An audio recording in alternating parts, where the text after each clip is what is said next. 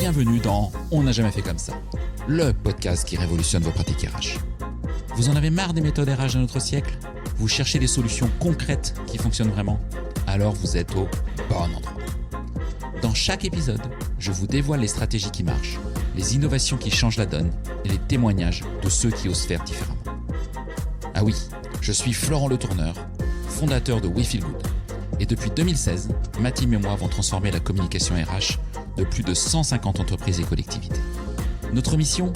Vous donner les clés pour attirer les talents, fidéliser vos équipes et booster l'engagement. Alors, rendez-vous sur www.wefeelgoodrh.com ou contactez-moi directement sur LinkedIn. Je vous offre un audit gratuit de votre communication RH et je vous mets le lien dans la description de cet épisode. Profitez-en aussi pour vous abonner à ce podcast pour ne rater aucun épisode, bien entendu. Alors, prêt à révolutionner vos pratiques ? C'est parti et excellente écoute. Ce podcast est soutenu par HelloWork, le premier acteur digital français du recrutement. Depuis 25 ans, HelloWork accompagne les entreprises avec ses solutions. Plateforme de recrutement, CV Tech, site carrière ou encore portail de cooptation. Plus de 50 000 pros RH l'utilisent déjà. Et vous ? Découvrez tout ça sur HelloWork Recruteur. Vous trouverez toutes les offres dans le lien en description de cet épisode.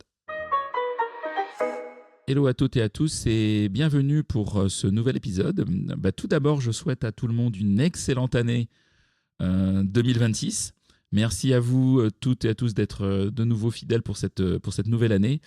Et pour fêter ce début d'année, j'ai le plaisir d'accueillir Valentin Conrad, le CEO et cofondateur de Flatcher. Flatcher qui est un ETS français et qui a fait le pari de simplifier le recrutement dans les PME ETI. Donc avec Flatcher, vous misez sur la collaboration entre RH, manager et candidat, sur une culture forte. Vous parlez de poulpe attitude. D'ailleurs, je suis dans les locaux de Flatcher et j'ai vu des poulpes, donc j'étais un peu inquiet. Mais ils sont en peluche, je confirme. Il n'y a pas de poulpe vivant, tu me dis, mais je n'en ai pas trouvé. Et surtout sur un outil tout en un pour gagner en efficacité. Donc dans cet épisode de rentrée, on va creuser bien sûr le parcours de Valentin, ses convictions, et surtout ce qui nous intéresse en cette rentrée, c'est comment Valentin voit le recrutement évoluer en 2026, voire plus. Alors préparez-vous, ça va être riche. Et avant toute chose, Valentin, est-ce que tu vas bien ? Oui, merci beaucoup Florent de m'inviter sur ton podcast. Je suis ravi de vous en dire un peu plus sur Flatcher et sur moi. Bon, t'as passé de bonnes fêtes de fin d'année ? Super. Ah, excellent. J'imagine que ça a dû être riche. Ça fait du bien. Ouais. Fin d'année, toujours sur les chapeaux de roue. Donc là, un petit break pour bien reprendre. Et 2026, on est très content. Cette nouvelle année, ça va être une super année. Alors, on va parler recrutement. Tu es sur ce marché depuis un certain nombre d'années. Avant qu'on rentre un peu dans le vif du sujet, je ne suis pas convaincu que tout le monde te connaisse. Je pense que Flatcher a une belle notoriété aujourd'hui dans l'écosystème. Par contre, des fois, l'homme ou la femme qui se cache derrière une entreprise est des fois moins connu. Et j'ai envie que tu nous racontes un petit peu qui tu es et peut-être regarder ton parcours à rebours et quel fil rouge t'a amené jusqu'à créer Flatcher. Eh bien, avec plaisir. Donc, moi, déjà, ce qu'il faut savoir, c'est que je suis entrepreneur, mais je n'ai pas été entrepreneur par conviction. Moi, je ne voulais pas être entrepreneur à la base. J'étais totalement par hasard mis dans ce bain-là via un de mes amis, que je peux citer d'ailleurs, c'est Damien Morin. Pour ceux qui le connaissent, Damien Morin, c'est un ami de promo. Il a monté la société Save My Smartphone, qui en 2015, c'était vraiment une des startups les plus convoitées de la place. Et en fait, il réparait des téléphones dans la cour de récré. Et il est venu me voir en disant, tiens, il y a de plus en plus de smartphones, il y a de plus en plus de smartphones du coup qui vont être cassés. Donc, est-ce que tu veux qu'on s'associe pour monter des boutiques, etc. Donc là, j'ai commencé à faire un business plan avec lui et on a réfléchi à l'idée. Il se fait que mon cousin a créé WeFix. Oui, qui est hyper connu. Ouais. Et donc, du coup, je voulais pas forcément être concurrent avec la famille. Ouais, mais en tout cas, c'était une super expérience. Damien, avec Save, il a levé 15 millions. Il avait 300 salariés très, très vite. Et WeFix s'est fait racheter par la Fnac. Donc, mon cousin est multimillionnaire. Donc, c'est vrai que ce début, ça m'a quand même donné un sacré goût à l'entrepreneurial. Et donc j'ai commencé moi sur le jeu vidéo, donc rien à voir avec le recrutement. J'ai créé un petit studio pour digitaliser le tap-taupe. Je sais pas si Non, c'est quoi? le tap-taupe, c'est dans les fêtes foraines. Moi, quand j'étais gamin, j'adorais dans les fêtes foraines le tap-taupe. On a un marteau, et les taupes qui sortent dans la fête foraine, et avec le marteau, on doit taper sur les taupes et aller super vite. Et il n'y avait pas de jeu vidéo qui digitalisait ça. Et c'est vrai que sur l'iPhone, on a créé ce jeu qui s'appelait FaceTap. Et en fait, au lieu que ce soit des taupes, c'était les photos de profil de tes amis sur Facebook qui apparaissaient. Et avec ton pouce, tu devais du coup les taper dessus, quoi. Et c'était une première aventure entrepreneuriale intéressante. Ça a fait pas mal de buzz. Sauf qu'au bout de 2 semaines, en fait, une fois que les gens avaient fait le tour du jeu vidéo, en fait, ils arrêtaient et ils se désabonnaient de mon jeu vidéo. Donc, c'était pas très périn. Et je me suis dit quand même que le jeu vidéo, c'était un peu comme un ticket de loto. Soit ça explose, soit ça marche jamais. Moi, c'est vrai que je voulais quand même avoir une stabilité vers femmes, enfants, etc. Donc, je me suis dit, je vais plutôt aller sur le B2B et sur le SaaS. Et en 2015, le SaaS B2B, c'était vraiment ça commençait à être un peu la tendance à la mode, un peu comme le Web3 ou l'IA qu'on a connu récemment. Le SaaS B2B, c'était en 2015 avec des entreprises comme Salesforce. Ça commençait à avoir un bon engouement. Et donc, j'ai contacté mon ami d'enfance, Martin de la Taille, qui était ingénieur, un petit génie. Il gagnait des ponts d'or, je me rappelle, à 25 ans. Et donc, il se faisait un peu chier dans ses expériences. Il fallait badger, etc. Et il était aussi intéressé par le projet. Donc, il a rejoint après plusieurs bières pour le convaincre. Il a rejoint finalement le projet. Et tous les deux, donc, on a monté Flatcher. Et pourquoi on est arrivé sur le recrutement? Pourquoi créer un ATS? En fait, qu'est-ce que vous vous êtes dit tous les deux pour vous dire, tiens, on va aller sur le marché du recrutement? Et bien voilà, donc en fait, au début, on voulait vraiment faire du SaaS B2B. Et après, en fait, on s'est dit, mais qu'est-ce qui vraiment pourrait être le problème le plus fort? Et autour de nous, en fait, ce qu'on voyait, parce que moi, comme j'étais en 5e année d'école de commerce, je cherchais un stage de fin d'année, un stage payé 500 € par mois. J'avais quand même un bac plus 5. Je me suis dit, ça va pas être très compliqué. En fait, si, c'était hyper compliqué. Donc, je me rappelle, je passais des heures à faire des CV, des lettres de motivation. Je demandais à ma mère de me relire ma lettre de motivation. Et une fois que j'envoyais à l'entreprise, là, pouf, néant, pas de retour. Je sais pas. Boîte noire, quoi. Boîte noire, je sais pas qui est le RH ou le manager qui l'a reçu, s'il va me répondre, etc. Et à côté, je vois qu'il y a des trucs pas du tout impactants, comme commander un Uber ou une pizza sur Deliveroo.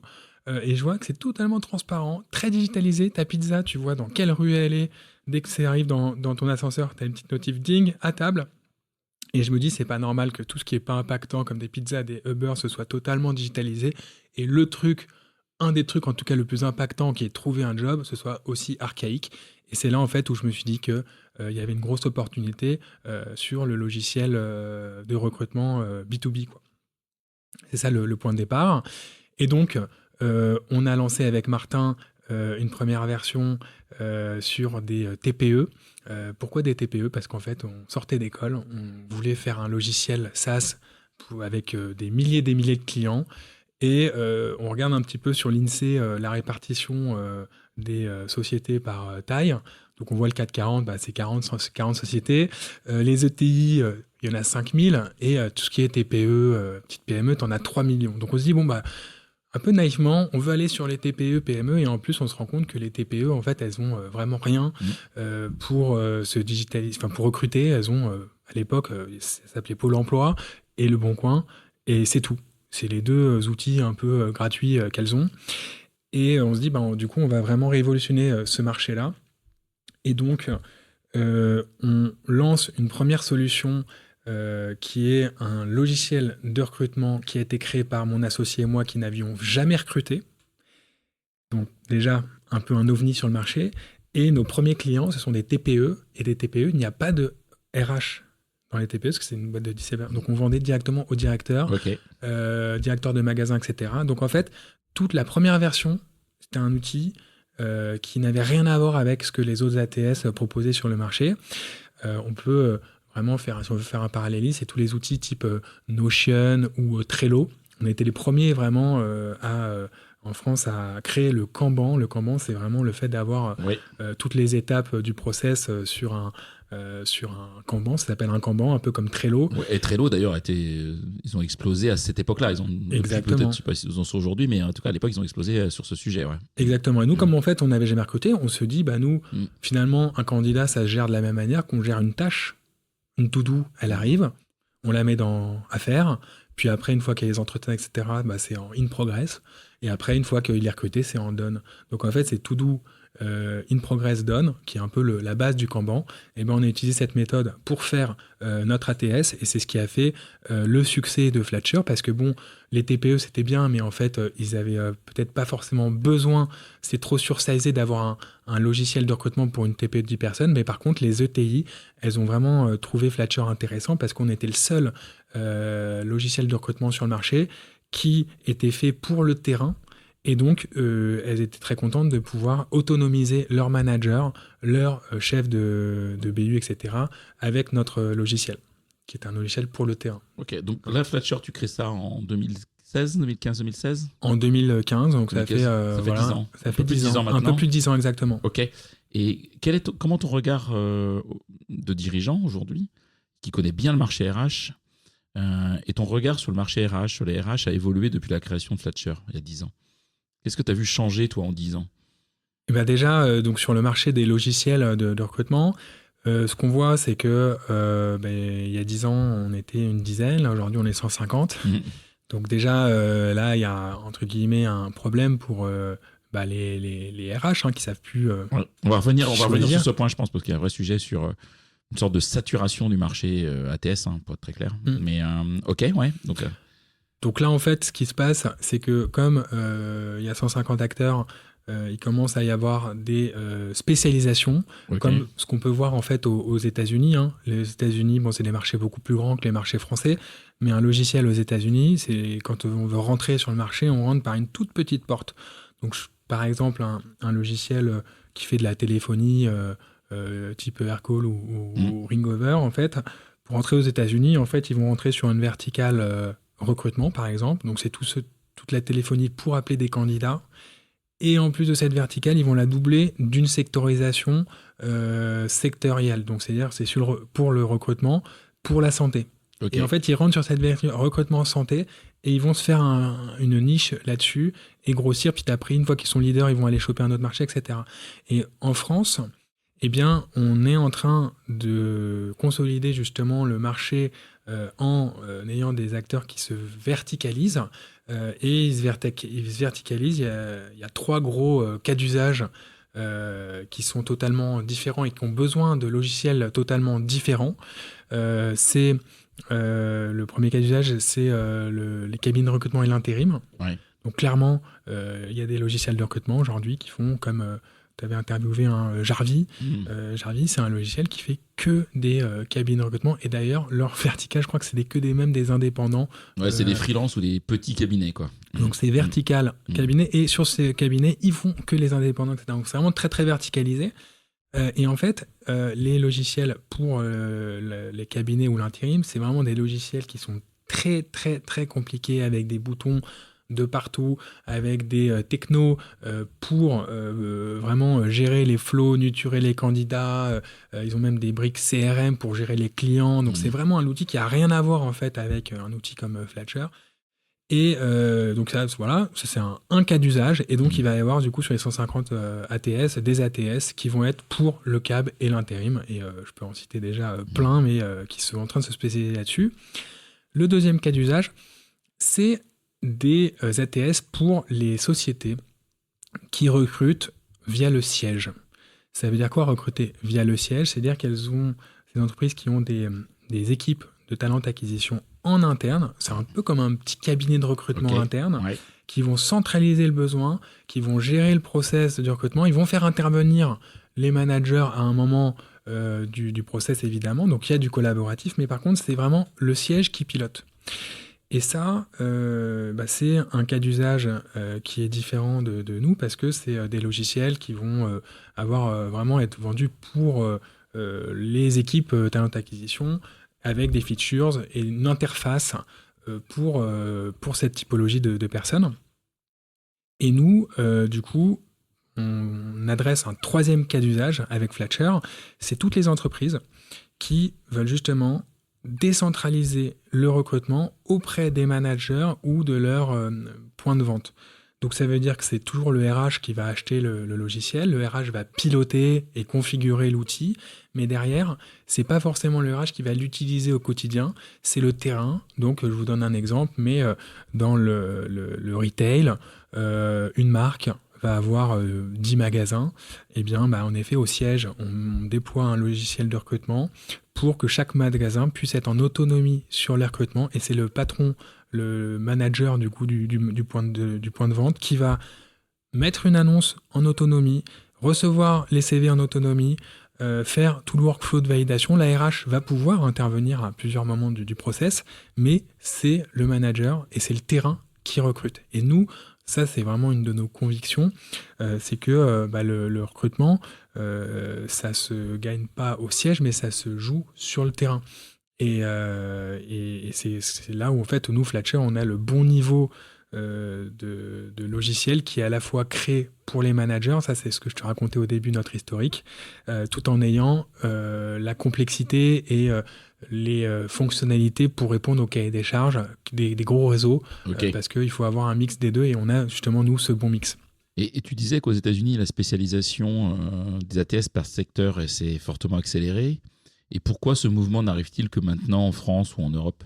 Pourquoi il y a un décalage entre les US et la France ? Alors, il y a un décalage. Avant, on parlait d'un décalage de 5 ans. Ouais. Maintenant, on parle d'un décalage de 2-3 ans. Et plus ça avance, plus le décalage est réduit. Mais il y a quand même encore un décalage, d'une part. Mais c'est surtout que le marché est beaucoup plus gros aux États-Unis. Donc, en fait, si on veut percer un marché plus gros, il faut arriver sur des portes. En fait. On n'a pas le choix. T'as pas le choix. Parce que, il y a tellement de... Je sais pas combien de fois plus grand que la France. Et en plus, troisième point, c'est que les process d'achat sont différents qu'en France. Alors, si on se met à la place d'un RH en France, qui est dans une PME, tu vois, classique, qui voit 150 ATS, ça va les faire peur déjà. Mais en quoi un ATS spécialisé aujourd'hui va apporter plus de valeur qu'un ATS généraliste classique, on va dire ? Eh bien, déjà, ce qu'il faut savoir, c'est qu'un ATS, c'est un logiciel SaaS. SaaS, ça veut dire Software as a Service.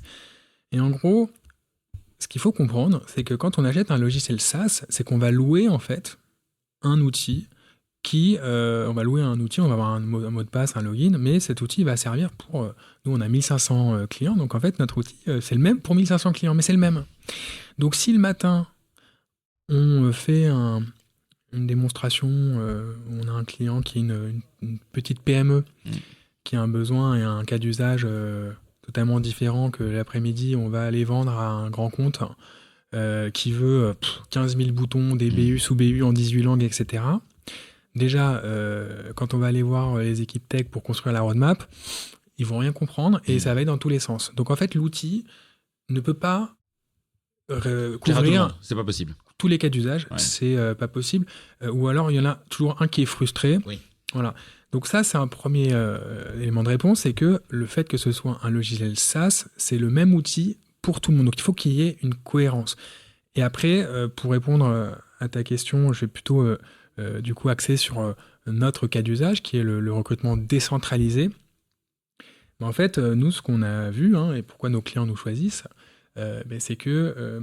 les logiciels de recrutement souvent sont faits par des RH et ils vendent ça aux RH. Donc, c'est des outils vraiment très, très métier RH. Quand on les met dans les mains d'un manager terrain, il ne va pas adhérer, il va se plaindre et ça va être trop compliqué et du coup, il ne va pas l'utiliser. Donc, il va reprendre ses mauvaises habitudes, il va mettre ses comptes rendus sur un bout de papier, etc. Nous, typiquement, on a vraiment le bon mix entre la simplicité, on a des vues managers qui sont très très très épurées, avec justement ce fameux Kanban qui est cette méthode de gestion, c'est Toyota dans les années 50 qui a créé le Kanban. Le Kanban, c'était pour construire des voitures à la base. Et donc, c'est des méthodes de production qui derrière a été mis dans les mains des boîtes comme Microsoft, etc., pour construire des logiciels. Mais c'est une méthode qui met tout le monde d'accord, aussi bien pour construire des voitures que pour développer des logiciels. Et donc, le Kanban, tout le monde le connaît, surtout le terrain connaît le Kanban, et donc ils sont capables de vraiment gérer un CV comme s'ils géraient leur to-do. Et c'est ça aujourd'hui ce qui fait notre force. Et comme on a 10 ans, ça fait 10 ans qu'on est créé, on a aussi 10 ans de règles métiers qu'on a développées pour quand même 1500 clients. Donc en fait, ce qui est intéressant, c'est qu'on est à la fois très simple et à côté, les clients sont hyper étonnés parce qu'on arrive à répondre à des cahiers des charges de 60 pages parce qu'on a développé toutes les règles métiers derrière et on a une configuration très compliquée. J'aime bien donner comme exemple Google. Google, c'est une valorisation, c'est une boîte énorme. Tout le monde aime Google. Google, c'est juste une barre de recherche. Elle n'a jamais bougé, cette barre, dans les 10 dernières années. C'est toujours cette même barre de recherche.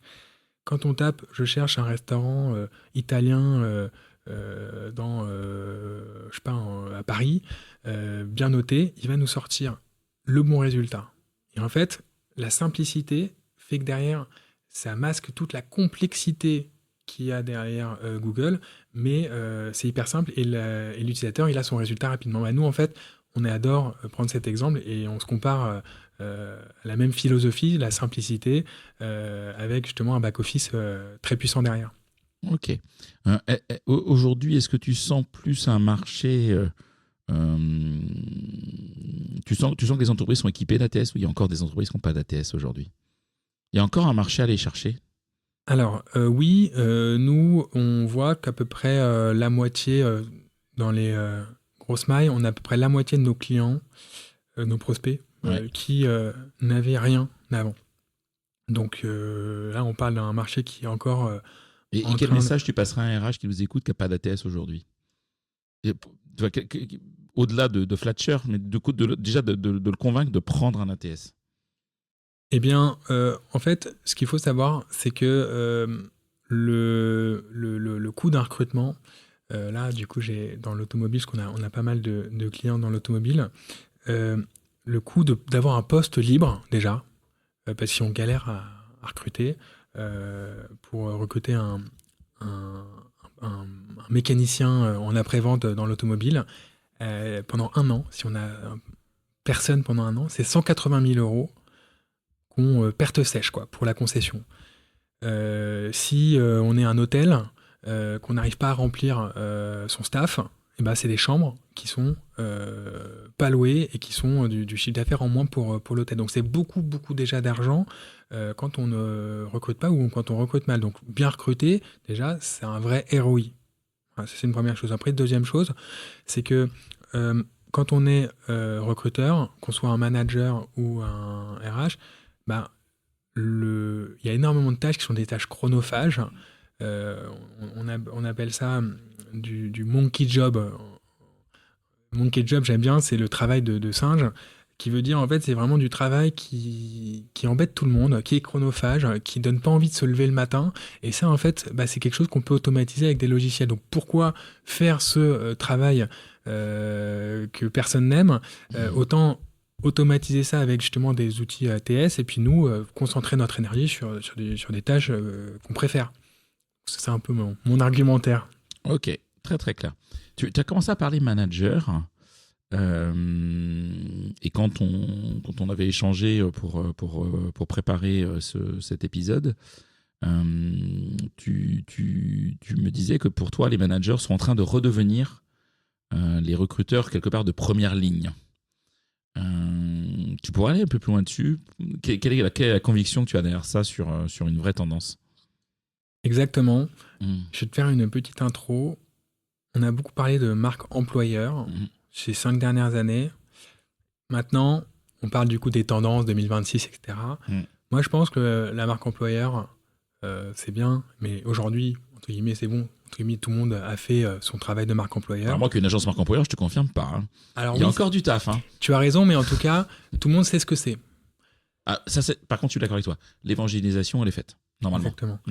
Et maintenant, les tendances, du coup, c'est marque employeur, c'était avant.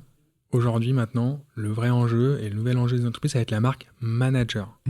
Tu as fait une métaphore que j'adore dans un de tes posts, je crois que c'était la semaine dernière, où je ne sais plus exactement quand, mais tu as dit la maison. Oui. Je te laisse peut-être la dire, parce que c'est... Il faut que je la retrouve. C'est dur, ça. Surtout en début d'année 2026, en gros, tu me poses une colle. C'est la marque employeur, c'est quand tu construis ta maison. Ouais. Et la marque manager, c'est finalement quand tu construis la porte pour rentrer dans la maison. Ouais. Non, là où je te rejoins parce que je te provoque, mais je suis en phase avec ce que tu dis. C'est qu'aujourd'hui, tu peux avoir la plus belle marque employeur du monde. Si les managers ne l'ont pas intégrée, l'ont pas comprise, ne l'appliquent pas réellement dans l'expérience candidat et l'expérience collaborateur ensuite, ça sert à rien. Ça sert à rien parce que tu peux dire tout ce que tu veux sur ton site carrière. Si dans la vraie vie, le candidat qui a un manager en face de lui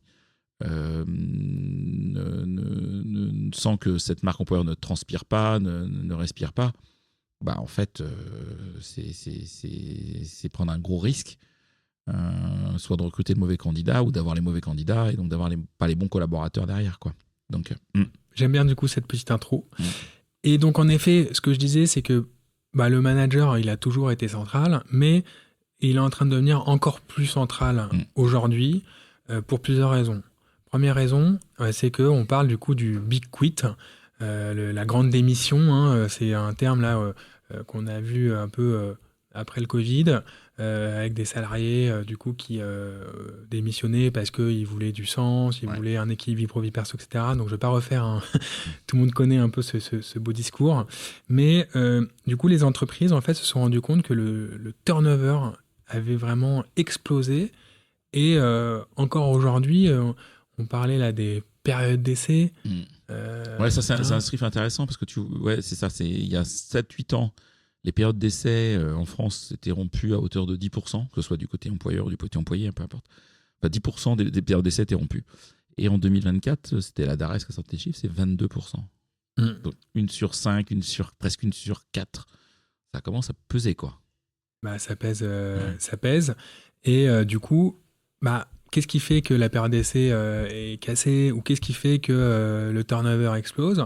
Eh bien, c'est parce que les managers il n'y a peut-être pas assez de managers, ou les managers sont pas bons.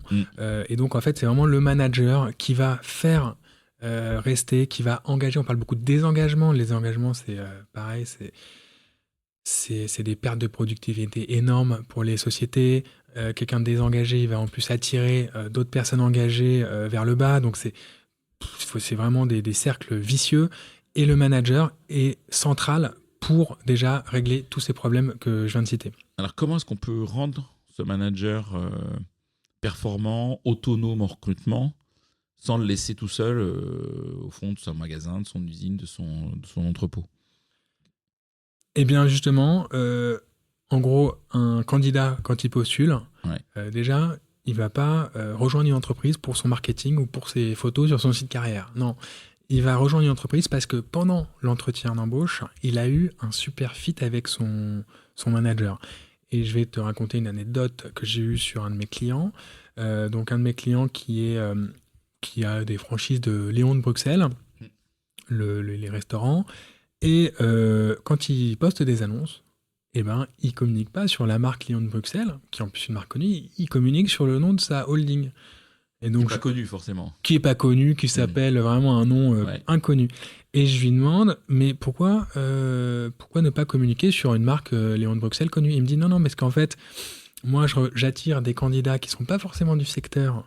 Et là, j'ai par exemple une candidate, une chef de rang, qui bossait avant dans un étoilé, avec les codes étoilés, etc. Elle n'aurait jamais postulé sur une offre restauration rapide.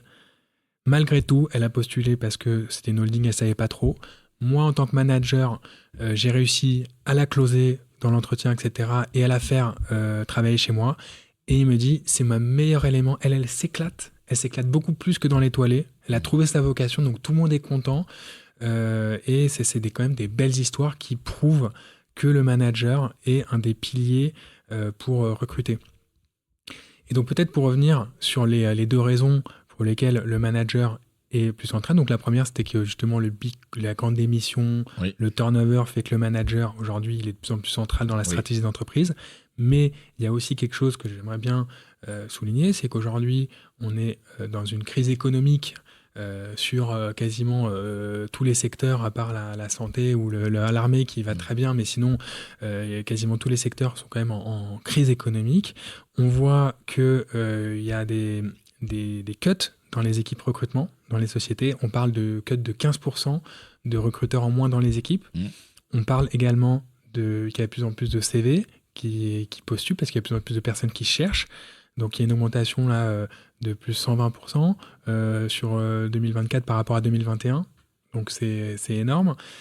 Donc ça fait que les équipes pour recruter, les boîtes pour recruter, elles recrutent avec moins de recruteurs en interne et elles doivent gérer plus de CV. Donc mathématiquement, elles sont sous l'eau et solo.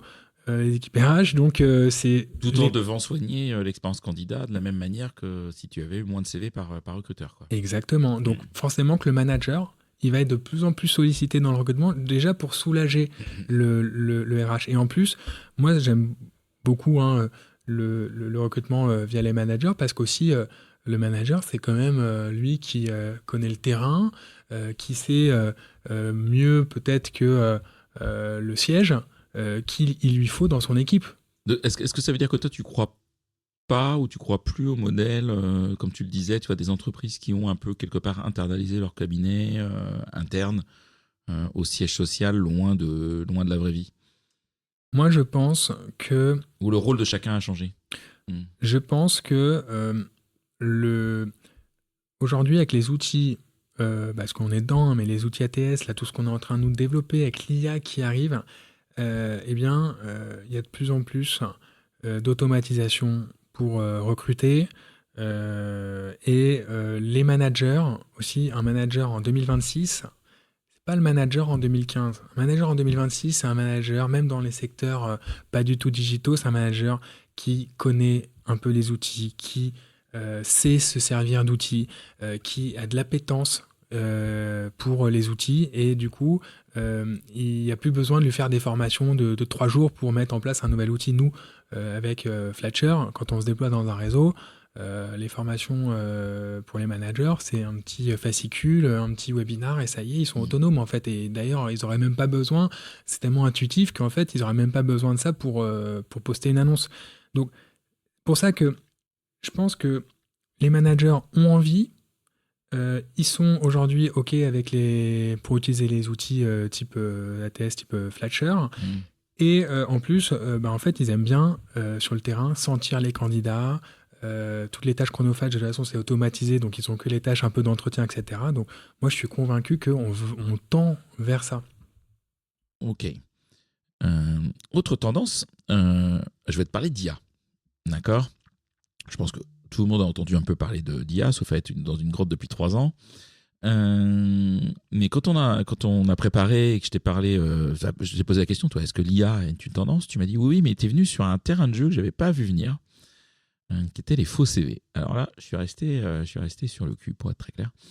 Est-ce que tu peux nous en parler et expliquer pourquoi toi tu vois ça comme un sujet important ces prochains mois, ces prochaines années, quand on travaille quand on est RH ou qu'on est recruteur? Tout à fait. En fait, l'IA, on voit donc pas mal de choses incroyables qui nous font gagner du temps, mais on voit aussi énormément de choses qui sont néfastes et qui nous rajoutent du travail. Je vais peut-être faire un petit tour dans le passé et du pourquoi en 2015 j'ai créé Fletcher et j'ai créé l'ATS, parce que en fait les ATS sont nés de par de la digitalisation du CV papier au CV digital. Et à l'époque, mais il n'y a pas si longtemps que ça, on parle d'il y a 20 ans, Mais 20 ans à l'échelle de l'unanimité, enfin, c'est pas grand-chose. En tout cas, moi, je sais que... Ouais, bon, même moins, hein, parce que tu vois, ça fait vraiment le vieux con qui parle. Mais je me rappelle quand j'étais RH, tu vois. Hmm. Tu vois, moi, mon dernier employeur, c'était Groupama. J'y étais de 2010 à 2015. Et quand je suis arrivé j'ai pris mes fonctions en 2010, il y avait des CV papier, mais partout, quoi. Partout. Et il dit, mais ça va pas être possible, quoi, à l'échelle d'un groupe comme ça.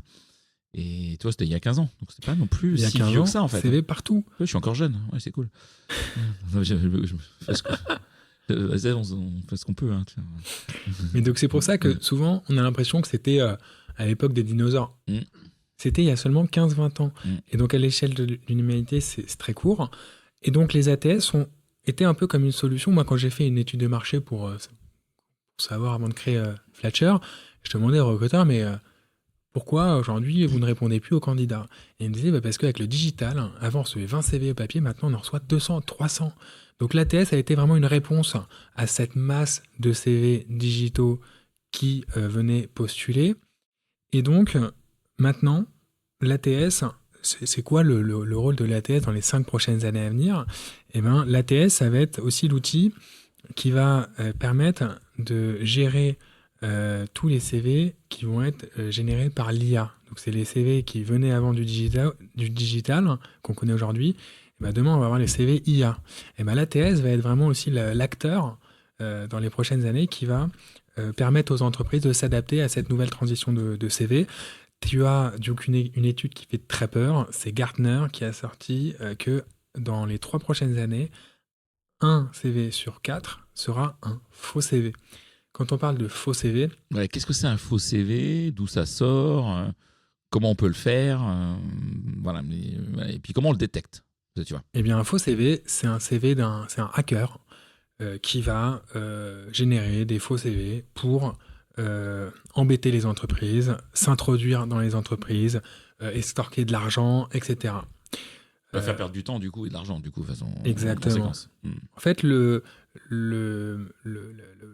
RH et le recrutement, c'est quand même un port d'entrée assez facile pour les hackers parce que dans un entretien, on s'envoie tout, le candidat il envoie son adresse, l'entreprise elle dévoile sa stratégie dans l'entretien, ça parle de salaire, en fait ça parle quand même, il y a des échanges quand même assez confidentiels dans un entretien.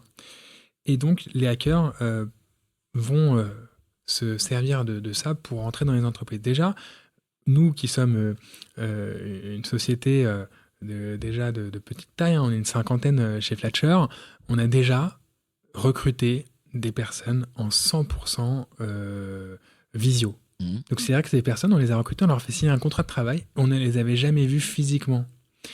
Donc imaginons d'autres sociétés plus grandes qui en plus externalisent dans d'autres pays, etc., qui recrutent sans jamais rencontrer les personnes, avec aujourd'hui les deepfakes qui sont des IA qui sont capables de faire une visio, enfin, c'est de plus en plus puissant, on n'a pas l'impression que c'est un robot derrière. Et ben, les hackers vont se servir de ça pour se faire embaucher dans les entreprises, choper des informations, choper aussi des salaires. Et je pense qu'aujourd'hui, à l'heure où on se parle, il y a déjà des entreprises qui ont embauché des faux candidats ou des hackers et qui sont aujourd'hui en danger de sécurité à cause de ça. Donc c'est pour ça que je pense que les ATS... Comment je fais pour quelque part détecter un CV faux ou suspect? Et ben c'est là justement où les ATS vont être cette solution. Alors là, on parle dans 3 ans, donc là on est un peu tôt encore, on n'a pas encore ce problème, il commence à arriver, mais c'est très marginal. Mais voilà, plus ce problème va arriver, plus il va falloir qu'on développe, nous, des technologies d'IA qui vont être capables de repérer que cet entretien, c'est un entretien avec un deepfake, que ce CV, c'est un CV où tout est faux. Il a dit qu'il avait fait 3 ans d'expérience. En fait, ben, on arrive à vérifier avec les API publics, etc., si l'information est bonne. Donc, il va y avoir justement le futur de l'ATS, pour moi, dans les années à venir, ça va être l'acteur qui va remettre de l'ordre dans ces faux CV et assurer la sécurité aussi des entreprises pour qu'elles recrutent les bonnes personnes. Alors moi, j'entends aussi parler de chez mes clients, en tout cas, effectivement, et tu l'as dit tout à l'heure, c'était le nombre de CV reçus qui est en forte croissance, vraiment très forte croissance, qui peut s'expliquer parce que le marché économique est moins bon, donc il y a plus de candidats qui cherchent. Je ne sais pas s'il y a beaucoup plus de candidats sur le marché, mais en tout cas, Le taux de chômage, il n'a pas explosé non plus. Mais en tout cas, il y a plus de candidats qui postulent. Mais il y a aussi le phénomène des outils IA, on pourrait citer Sponta.io ou d'autres, qui permettent effectivement, du côté candidat, de candidater plus rapidement à plus d'entreprises grâce à l'intelligence artificielle. Ce qui n'est pas idiot en soi, franchement. Voilà. Maintenant, pour avoir testé, effectivement, on se rend compte que ça peut être assez volumique. Est-ce que vous détectez ça aussi et quelque part, est-ce que pour vous, c'est une candidature comme une autre? Ou est-ce que c'est une candidature qui est peut-être moins impliquante? Comment est-ce que vous le détectez, etc. Eh bien justement, nous, on n'en est pas encore là, donc on n'a pas encore développé des choses, mais on est en train justement là de penser, là on est dans les phases exploratoires de ça, et on est en train de réfléchir justement à ça. C'est vrai finalement, il y a aussi un sujet déontologique, mais est-ce que finalement le fait de postuler via IA avec finalement une IA qui a fait totalement matcher le CV par rapport à l'offre, du coup il remonte bien, est-ce que du coup ça augmente les chances d'un candidat vs un autre qui l'a fait à la main, est-ce que finalement c'est une bonne chose de faire ça? Donc là il y a une philosophie derrière. Tout à fait, parce que c'est aussi un vrai candidat. C'est aussi un vrai candidat en fait. Et donc en termes d'expérience candidat, il attend une réponse, oui, non zut, mais il attend quelque chose, quoi. Exactement, et finalement l'entreprise elle va peut-être se dire, ouais, moi je trouve que c'est un candidat qui est très malin d'avoir fait ça, donc moi je vais vouloir des candidats un peu filous, qui sont malins, qui gagnent du temps, donc lui ça m'intéresse plus qu'un autre candidat qui n'a pas profité de l'opportunité IA. Donc voilà, je te la fais courte, mais il y a une philosophie derrière. Et donc, nous, en tout cas, ce qu'on aimerait faire, mais c'est vraiment pour le moment dans les cartons, c'est déjà de pouvoir donner l'information que c'est un CV qui a été généré par 70% d'IA, 100%, 0% d'IA. Et ça, on va être capable d'avoir des outils comme ça là, dans les prochaines années. Et est-ce que tu penses que demain, dans un ATS, vous allez pouvoir peut-être préqualifier grâce à de l'intelligence artificielle? Alors, est-ce que ça, c'est un sujet sur lequel vous réfléchissez aussi Alors oui, tout à fait. Alors historiquement déjà, pour la petite histoire, quand j'ai créé Flatshare il y a 10 ans, j'avais l'ambition de faire justement ce fameux matching, parce que toutes les entreprises me disaient qu'ils recevaient trop de CV, ils voulaient un matching, etc. Et donc, il y a 10 ans, la première version de Flatshare, il y avait une technologie américaine de ce qu'on appelle du parsing. C'est une technologie qui était capable de lire un CV et comprendre que ça, c'était une adresse, c'était une expérience, une formation, que la formation, c'était 3 ans de cette formation, etc. Et on avait mis ça dans l'outil. Sauf qu'il y a 10 ans, ça ne marchait pas très bien. Et ça coûtait très cher. Donc forcément que le marché, en tout cas, n'était pas encore prêt et les performances n'étaient pas encore au rendez-vous, mais il y avait toujours un peu cette ambition que nous, on a gardé avec mon associé, de pouvoir faire justement un matching de qualité. On a testé vraiment tous les outils du marché. C'était toujours très déceptif. L'IA, c'est vraiment une révolution. Vraiment, c'est incroyable. Je te raconte une anecdote. C'est une entreprise, du coup, qui n'est pas la NASA, mais c'est une entreprise dans l'aéronautique, type la NASA, qui construit donc des satellites pour aller dans l'espace. Et donc, c'est une boîte pour recruter les réparateurs ou les constructeurs de satellites. C'est des personnes qui sont bardées de diplômes et ça coûte en moyenne 200 000 € par an. Un profil, et il y en a tellement peu qu'ils se les piquent, etc. Donc le taux de recrutement, c'est un mouton à 5 pattes, c'est un calvaire. Et donc cette société a mis de l'IA dans sa base de 20-30 000 CV, et elle a fait mouliner ces CV pour savoir le vivier, pour essayer de choper un maximum de ces moutons à 5 pattes. Et l'IA ressort dans les top meilleurs candidats des électriciens qui gèrent, tu sais, les antennes, les grosses antennes qu'on voit là sur l'autoroute. Et c'est ces électriciens qui sont payés, je crois, 35 000 € et qui réparent ces antennes-là. Et donc l'IA ressort en haut de la pile des CV comme ça. Donc le client, il dit, mais ça marche pas, cette techno, c'est quoi c'est pas des du tout ce profils que je veux. Moi, je veux des profils qui ont ce diplôme, etc. Et en fait, en analysant de plus près, ils se sont rendus compte que ces personnes à 35 000 € qui réparent ces antennes, en fait, ils ont toutes les mêmes qualifications que des personnes qui réparent des satellites, parce qu'en fait, les antennes, vraiment, il faut gérer le froid, des températures extrêmes, le chaud quand il fait 40 degrés l'été, c'est les alliages qui sont assez spécifiques, etc. Donc, l'entreprise a recruté des personnes à 35 000 € au lieu de 200 000. Et avec une petite formation, en fait, ils ont réussi à réparer des satellites. Donc imagine-toi l'électricien qui va rentrer chez lui, il va voir sa femme, il dit: bon chérie, je bossais pour une boîte dans l'aérospatiale, j'ai doublé mon salaire et je vais réparer des satellites. Donc c'est aussi des histoires quand même assez folles grâce à l'IA. Et donc nous, en tout cas, on est à fond là-dedans. Surtout qu'il y a une statistique là que monsieur... notre cher ami Laurent Brouat nous a... Coucou Laurent Brouat. Coucou Laurent nous a partagé, c'est que 44% des candidats que les entreprises recrutent étaient déjà dans l'ATS, ce qui veut dire que si jamais on fait tourner les IA pour exploiter sa base, potentiellement on peut recruter 44% de ses recrutements via l'ATS. Et ça, c'est une révolution. Voilà. Ça, c'est un sujet... je trouve extraordinairement important et extraordinairement fort. C'est un peu ta quatrième tendance, c'est le trésor caché de l'ATS qui devient la première source de recrutement du coup. Comment t'expliques qu'aujourd'hui, ou qu'est-ce qui bloque les RH dans l'exploitation du vivier?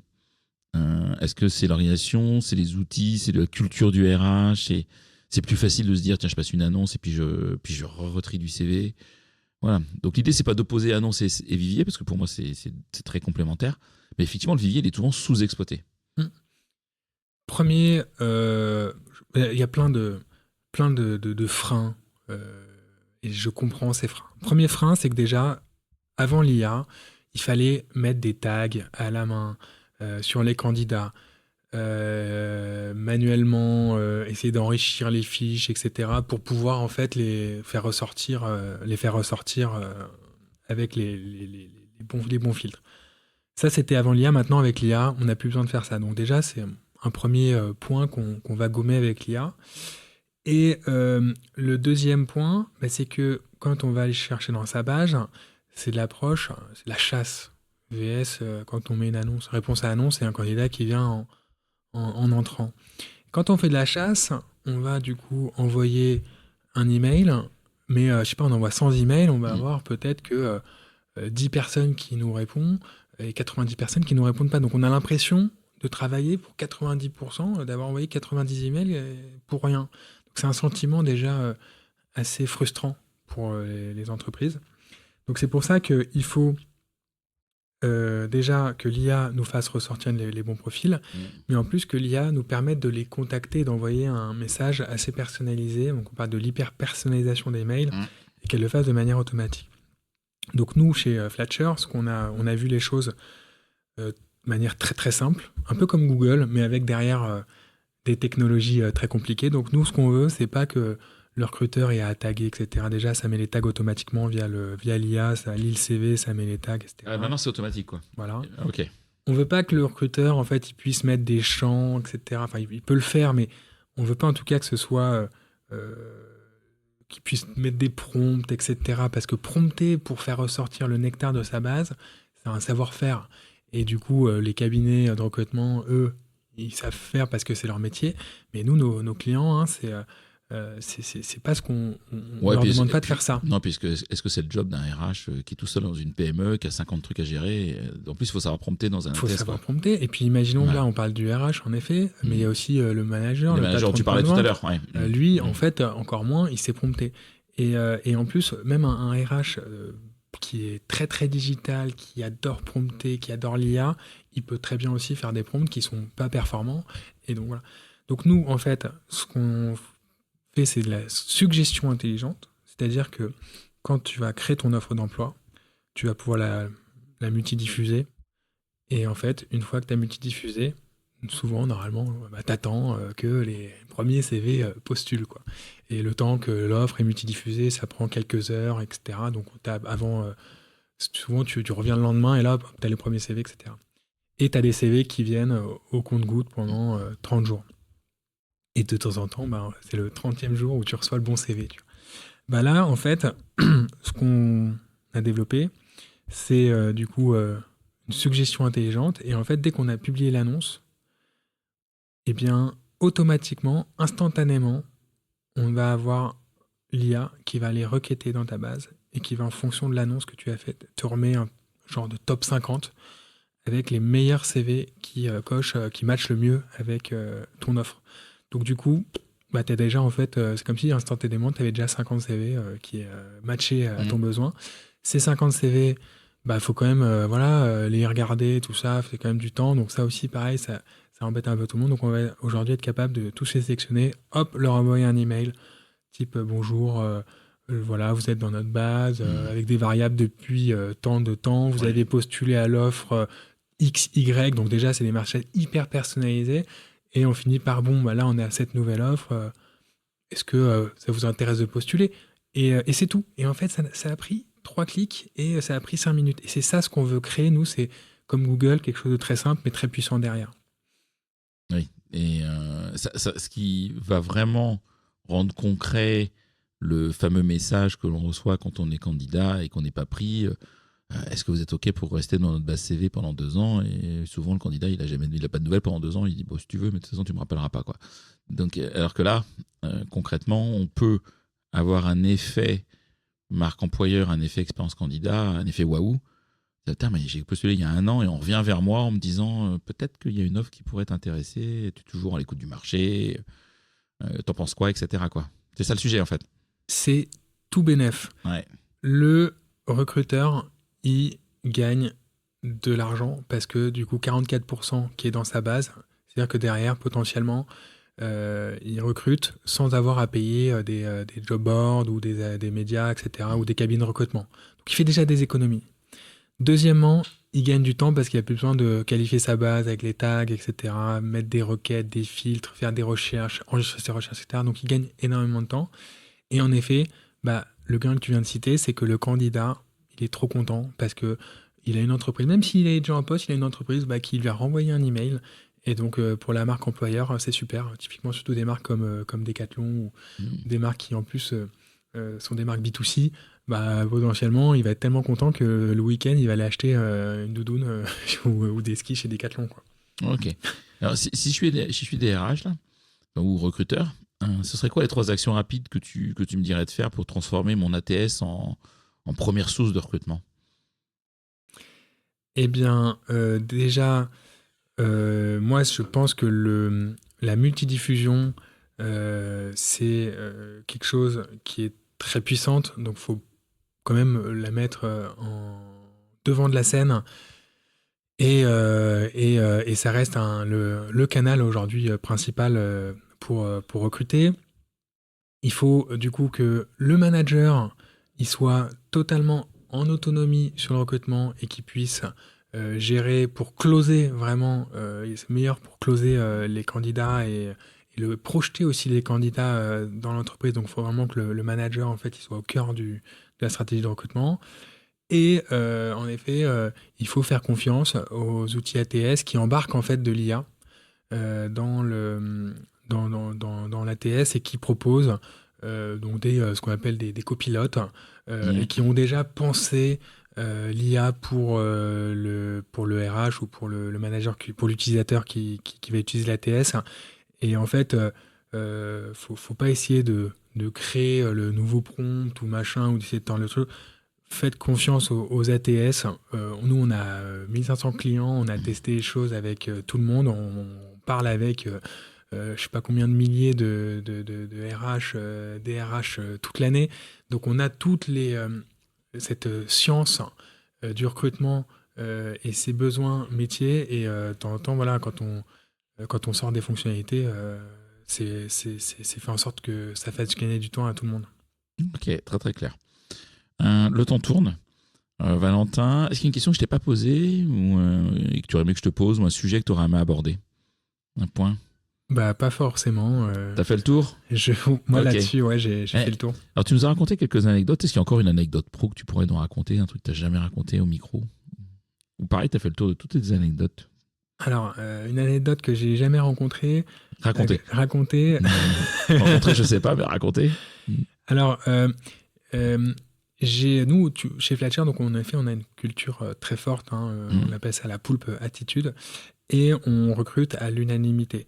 C'est-à-dire que Intéressant. on veut que les personnes qui viennent rejoindre la société soient validées par un maximum de personnes pour vraiment maximiser nos chances que la greffe prenne. Donc on a créé du coup un entretien team.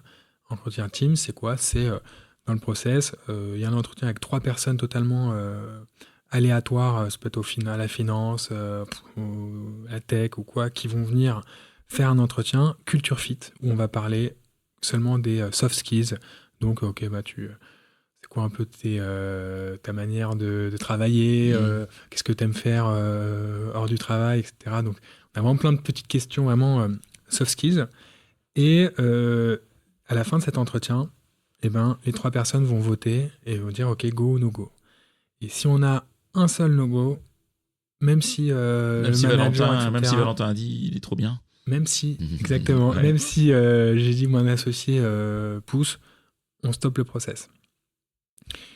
Et donc, une fois, on avait un recrutement d'un C-level, un VP, un directeur commercial plus, quoi. Et on avait en plus fait intervenir un super cabinet. On avait fait des entretiens, des déjeuners. Vraiment, on était vraiment en fin de process. Et à la fin, on a fait un entretien team. Sauf que, comme c'était un poste important et que ça s'y prêtait parce qu'il y avait un événement, je lui ai dit, viens à cet événement. Il y avait 20 personnes de la boîte, cet événement. Et je lui ai dit, viens à cet événement. Et comme ça, toi, tu pourras aussi parler un peu aux équipes, etc. À la fin de cet événement, tout le monde était super enjoué, sauf 3 personnes qui nous ont dit, no go. Mais no go ferme, quoi. No go, non. Et on a cuté le process et on n'a pas avancé. Alors que moi, vraiment, j'étais tombé sous le charme de cette personne et j'avais vraiment envie de bosser avec. Donc, est-ce que c'est une bonne chose? Est-ce que finalement, j'aurais peut-être dû forcer, etc. Je sais pas, mais en tout cas, ça, c'est quelque chose, quand je le raconte, les gens ils disent, mais vous êtes des ovnis. Ça n'existe nulle part. Et en fait, on l'a fait et. Voilà, c'est bien parce qu'au moins, quand on recrute avec une culture, on a une cohérence dans la culture. Par contre, c'est sûr qu'il y a des moments où on voulait accélérer, on avait levé des fonds, on voulait accélérer, et en fait, on recrutait pas assez vite. Donc, aussi ça peut être le risque, oui. C'est le risque. Ça va dépendre effectivement de la période et des besoins que tu as en quantité, quoi. Exactement. C'est clair. Ok, hyper intéressant. Est-ce qu'il y a des personnes que tu me recommanderais d'interviewer sur ce podcast? Alors, on a une RH que tu connais, ou tu connais moyen, et tu te dis, mais tiens, j'aimerais bien l'entendre. On a une RH qui est une de nos clientes, qui est Axel Campos, que je pourrais te faire la mise en relation, qui bossait donc chez Pokawa et Brest Café, donc dans l'hôtellerie-restauration. Et j'aime bien parce qu'elle a vraiment une super philosophie sur le recrutement terrain. Elle pourra te parler justement que comment elle a réussi à faire en sorte que toutes les boutiques, enfin tous les restaurants Pokawa recrutent en totale autonomie avec justement un cadre défini par le siège. Et elle a fait ça super bien. Elle a fait ça derrière chez Brest Café. Et il me semble qu'aujourd'hui, en plus, elle est en train d'être à son compte et elle monte une nouvelle offre dont elle va me parler prochainement, mais j'ai pas plus d'informations, donc je pense qu'elle pourra en plus te parler de son offre dans son podcast. Donc je pense qu'Axel Campos serait pas mal de l'interviewer. Ok. Comment est-ce que tu fais ta veille pro? Alors, ma veille pro, moi j'adore déjà les podcasts. Oui. Ton podcast que j'aime beaucoup, on n'a jamais fait comme ça, c'est super, les anecdotes. Pour le coup, t'es un très bon speaker, t'es un très bon podcasteur, je sais pas si on dit ça. Ouais, si, ça se dit. Mais il y a peut-être d'autres podcasts RH que t'écoutes. Voilà, moi je cherchais un podcast pour me former sur l'IA. Ouais. Et là, j'ai vu un super podcast que je pense que personne n'est pas très connu, Comptoir IA. Oui, tu le connais? Ouais, top. Et franchement, Comptoir IA, je trouve ça top parce que ça met vraiment une vue macro sur l'IA. Moi, j'adore ce podcast. Et Génération Do It Yourself, que j'aime beaucoup. Qui est plus connu, effectivement. Qui est très connu. Voilà. Comptoiria, je regardais un petit peu, c'est un des derniers épisodes que j'ai des podcasts que j'ai écouté, tu vois, dans mon historique. Donc Comptoiria, je confirme. Comptoiria, c'est vraiment intéressant. Petite pépite. Et t'as un autre podcast, je le cite parce que je le trouve vraiment intéressant, qui s'appelle Changement d'époque en cours. D'accord. Et qui vient un peu sur ce terrain de jeu et que je trouve hyper intéressant, hyper bien fait. Mais c'est effectivement pas simple de trouver des bons podcasts qui parlent d'IA et sans rentrer trop de technique. T'en as, mais qui sont très techniques et qui sont pas accessibles si t'es vraiment pas un développeur IA, quoi. Enfin, c'est trop chaud, quoi. Mais je partage, en tout cas. Je partage tes choix. Je plus sois, comme on disait, à une époque. Et dernière question, comment nos auditeurs peuvent te contacter le plus facilement ? Eh bien, pas sur LinkedIn parce que on se fait spammer sur LinkedIn et donc les moments où je regarde mes messages LinkedIn, c'est une vraie corvée. Et c'est une fois tous les mois ou 2 mois, quoi. J'ai un retard moi sur ma messagerie LinkedIn. Je trouve que la messagerie LinkedIn, en termes d'UX, elle est catastrophique. Et donc, l'outil LinkedIn, il est juste génial, effectivement. Après, quand on sait bien l'utiliser, c'est un superbe outil. Mais la messagerie, les ingénieurs de LinkedIn aux États-Unis, il a fait de nous quelque chose, quoi. C'est un enfer à trier, quoi. Il y a ça, et puis il y a aussi le fait que y a des robots là qui viennent nous spammer avec des relances, des machins, etc. Et donc ça, c'est du coup LinkedIn, je suis pas forcément très réactif, mais moi là-dessus, mes mails, je les regarde tous. C'est valentin@flatcher.io. Et si vous m'envoyez un email, je traite tout et je réponds à tous mes emails. Bon, ça c'est cool. Un grand merci, Valentin, d'avoir accepté cet échange, cet épisode, de m'avoir accueilli aussi dans tes locaux. Vous êtes à Boulogne, dans des locaux plutôt sympas. Ouais, franchement, c'est plutôt chouette. C'est hyper accessible. Il y a le métro 9. Je fais la publicité.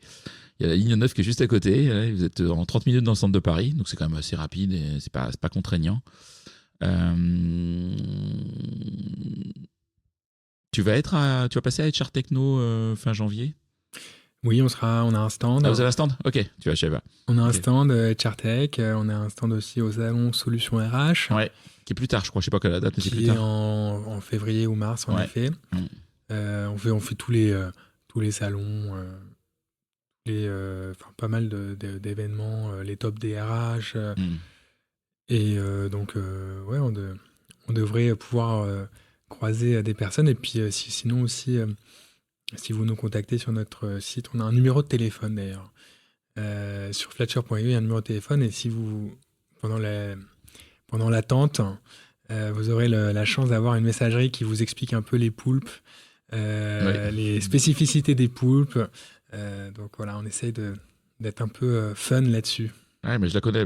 Et tapez 1 si vous êtes client, tapez 2 si vous cherchez la vente. Je connais même les chiffres. Exactement. C'est trop bien fait.